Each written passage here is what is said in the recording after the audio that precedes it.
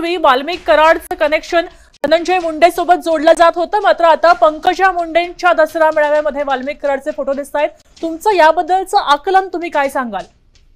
माझं आकलन नाही, माझा संताप झालाय की ही माणसं एकतर या सगळ्यांना जाऊन विचारलं पाहिजे की हे बोर्ड त्यांना दिले कोणी, कुठे छापले गेले आणि त्या व्यक्तीवर धाड टाकून त्याला पैसे कोणी दिलेत हे पहिलं आपल्याला बघणं गरजेचं आहे। माझा संताप एवढ्यासाठी होतो की उभ्या महाराष्ट्राने बघितलं किती किळसवाणी पद्धतीने, किती क्रूर पद्धतीने संतोष देशमुखांची हत्या झाली आणि ते करणारा जो माणूस आहे त्याचा जर असा उदो होत असेल तर माझ्यासारख्यांना म्हणजे सहन होत नाहीये, ते संताप होतोय। मला असं वाटतंय की आज सगळ्या चॅनल्सनी पंकजा मुंडेंना घेराव केला पाहिजे आणि त्यांना प्रश्न विचारला पाहिजे की वाल्मिक कराड बद्दल तुमचं मत स्पष्टपणे आज तुम्ही सांगा, कारण धनंजय मुंडेंना विचारून उपयोगच नाहीये, कारण ते अख्खं त्यांचं अस्तित्व वाल्मिक कराडमुळे आहे। तर आपल्याला पंकजा मुंडेंना हा प्रश्न विचारला पाहिजे, थेट विचारला पाहिजे,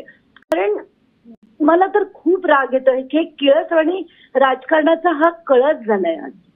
नक्कीच अंजली, मला अजून एक प्रश्न विचारावासा वाटतोय की ज्या ठिकाणी बीडमध्ये हे सगळं पुन्हा पुन्हा होतंय, हा विषय अनेक दिवस चर्चेत आहे, मग तरी सुद्धा अजूनही पोस्टर झळकावले जात आहेत, तिकडच्या पोलिसांचा काही धाक उरला नसावा का? तुमचं काय म्हणणं आहे? मी आता तुमचा कॉल संपल्यावर पहिलं एसपींनाच फोन करणार आहे की कुठे छापले गेले ही चौकशी झाली पाहिजे, कोणी माणसं आहेत, कुठल्या टोळ्या आहेत, या सगळ्यांना घ्या, कारण आज न उद्या अशी खून प्रकरणं तर चालूच आहेत, आपण बघतोच आहे।